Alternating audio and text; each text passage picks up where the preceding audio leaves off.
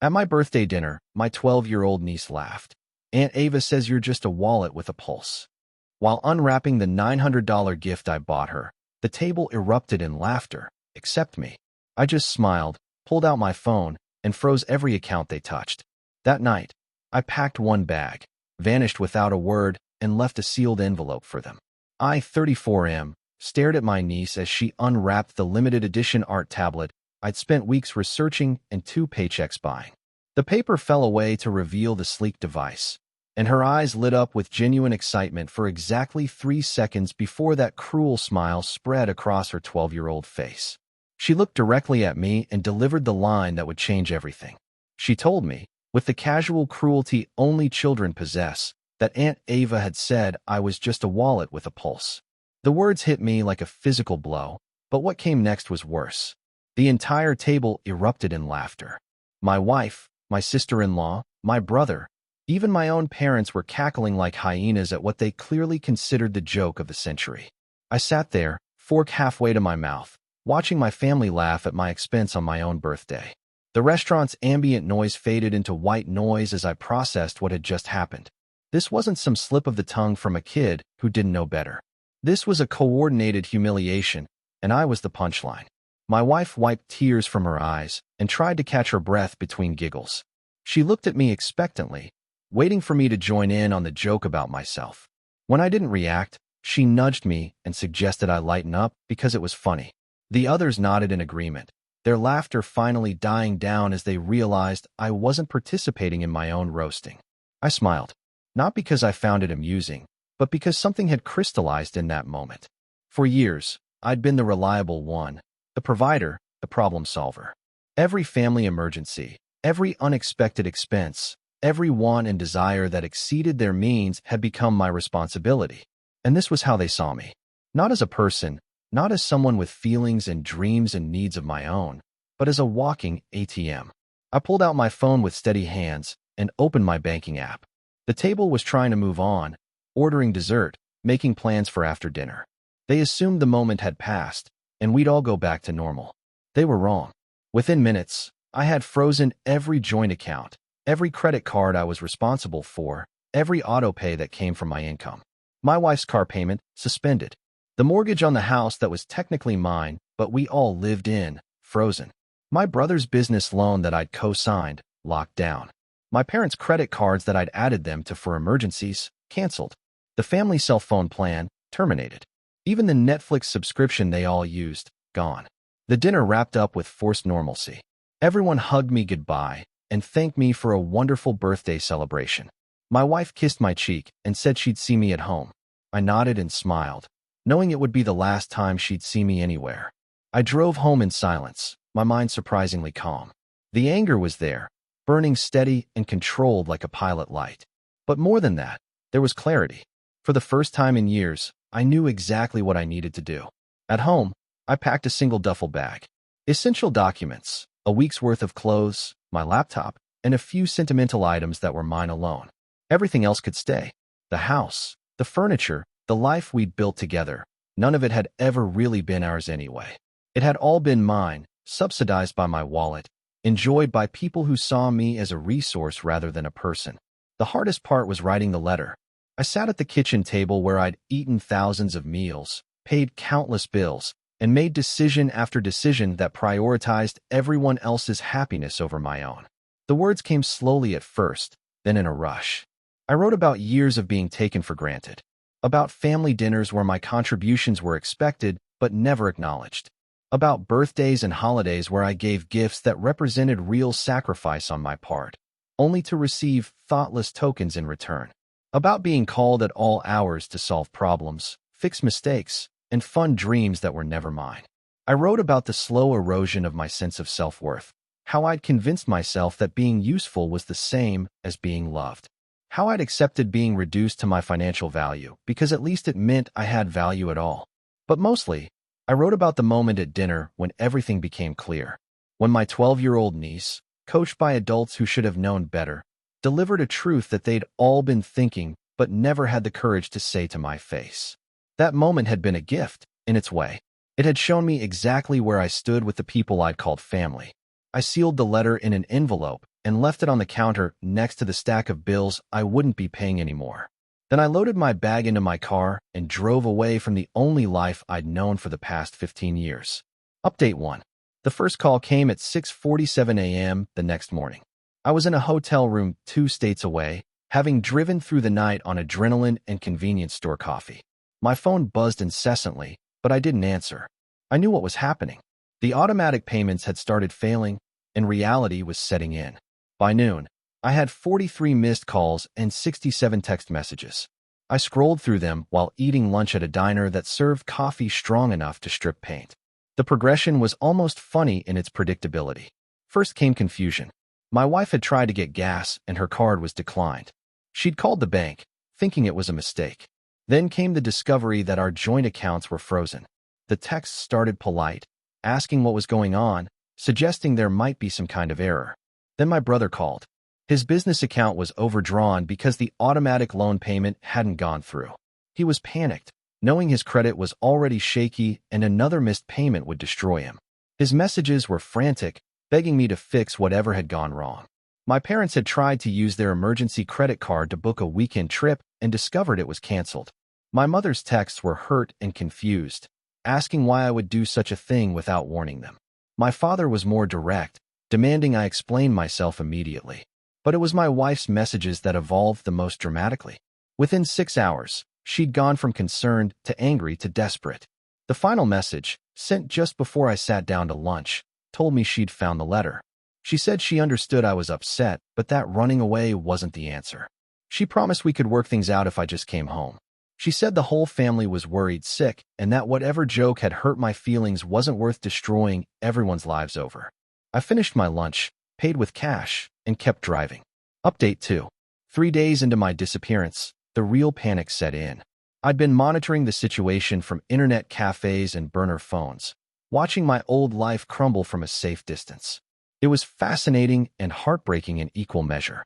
My wife had to move back in with her parents because she couldn't make the mortgage payment on her teacher's salary alone. My brother's business was in free fall, and he'd had to let go of half his employees. My parents had to cancel their anniversary cruise and were fighting with each other about money for the first time in decades. The family group chat that I'd left but could still monitor through my sister's phone had become a war zone. Everyone was blaming everyone else for driving me away. My wife accused my parents of enabling my brother's financial irresponsibility. My brother blamed my wife for taking me for granted. My parents were furious with everyone for creating the situation that had pushed me to this extreme. But the most interesting development was my niece.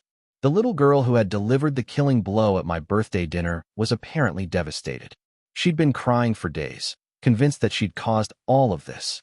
My sister-in-law, Ava, was trying to manage the fallout while dealing with her own guilt about the comment that had sparked everything. They'd hired a private investigator to find me, but I'd been careful. Cash transactions, cheap motels, constantly moving. I wasn't trying to disappear forever, just long enough to let them understand what life looked like without their wallet with a pulse. The calls had stopped after the second day, replaced by emails sent to an account they'd found in my old files. The messages were getting more desperate and more honest. My wife admitted she'd taken me for granted. My brother acknowledged that he'd been using me as a financial safety net. My parents confessed they'd assumed I'd always be there to help. But admitting the problem and understanding it were two different things. None of them seemed to grasp that this wasn't about the money itself. It was about being valued as a person rather than a resource. Update 3. A week and a half after I'd vanished, I was sitting in a coffee shop in a small mountain town when I got the call that changed everything. It wasn't from my family, but from my niece's school counselor. Somehow, she'd gotten my number and was calling about a 12-year-old girl who hadn't spoken in 3 days and was refusing to eat. The counselor explained that my niece had been telling everyone who would listen that she'd destroyed our family with her careless words. She was convinced that everyone's suffering was her fault, and she was punishing herself accordingly. The school was considering involving child services if the situation didn't improve. For the first time since I'd left, I felt a crack in my resolve. Whatever else had happened, she was just a kid who'd repeated something an adult had said. She didn't deserve to carry the weight of the family's dysfunction. I drove back that night, arriving at my sister-in-law's house at 2 in the morning. The conversation we had was the most honest one I'd had with any family member in years. Ava broke down completely, admitting that she'd made the wallet comment in a moment of frustration after I'd refused to lend them money for a vacation they couldn't afford. She'd never imagined her daughter would repeat it, especially not in such a public and cruel way. She begged me to talk to my niece, to help her understand that none of this was her fault. Looking at this woman who'd been part of my family for over a decade, seeing her genuine remorse and terror for her child's well-being, I agreed. My niece was awake when I knocked on her bedroom door. She looked at me with eyes red from crying and asked if I hated her. I sat on the edge of her bed and told her something I'd learned over the past week and a half. Sometimes people say things that hurt us deeply, but that doesn't make them bad people. It makes them human. The real problem wasn't what she'd said, but the fact that so many adults had thought it was funny. We talked until sunrise. I explained that I'd needed time to think about how I wanted to be treated by the people I loved, and that sometimes adults have to make hard decisions to protect themselves. She asked if I was coming home, and I told her the truth. I didn't know yet. Update 4. The family meeting happened on a Tuesday evening in my parents' living room. Everyone was there, sitting in a circle like some kind of intervention. In a way, I suppose it was. One by one, they each spoke about what the past 2 weeks had taught them. My wife talked about how she'd always assumed I'd be there, how she'd started seeing my financial contributions as a given rather than a gift.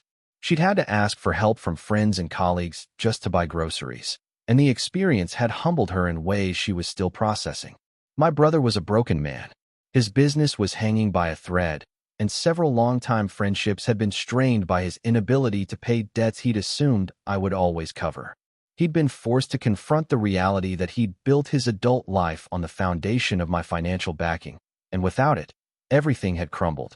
My parents spoke about pride and assumptions, about how they'd stopped seeing me as their son and started seeing me as their security blanket. They'd had to face retirement planning for the first time in years because they could no longer assume I'd be there to supplement their fixed income. But it was my sister-in-law who surprised me the most. She'd prepared what amounted to a formal apology, acknowledging not just the comment that had triggered everything, but years of smaller slights and casual disrespect that had built up to this moment. She'd been keeping track of every family event where I'd been expected to pay more than my share, every crisis where I'd been called first, every time my contributions had been taken for granted. They'd all prepared specific plans for change. My wife had gotten a second job. My brother was restructuring his business with a real financial advisor and had secured a loan that didn't require my co-signature. My parents had met with a retirement planner and were making adjustments to live within their means. It was everything I'd wanted to hear, but I still wasn't ready to trust it. I told them I needed more time, not to punish them, but to figure out who I was when I wasn't defined by my usefulness to others. I'd spent so many years being the family's financial solution that I'd forgotten what it felt like to make decisions based on my own needs and wants. I agreed to re-establish limited contact and to gradually restore some financial connections, but with clear boundaries and expectations. No more blank checks, no more assumption that every family problem was mine to solve, and no more jokes at my expense about my role as the family ATM. Update 5. 6 months later, I'm writing this from my new apartment across town. It's smaller than the house I left behind, but it's entirely mine. The rent comes from my salary alone. The decorations reflect my taste, and the only person I have to consult about decisions is myself. My relationship with my family has been rebuilt slowly and carefully. My wife and I are in counseling, working through years of imbalanced dynamics and unspoken resentments. Some days are better than others, but we're both committed to creating something more equal and sustainable. My brother's business is smaller now, but more stable. He's learned to live within his means and has developed relationships with legitimate lenders. We have dinner once a month, and he always pays his own check. My parents have adjusted to retirement on their actual income.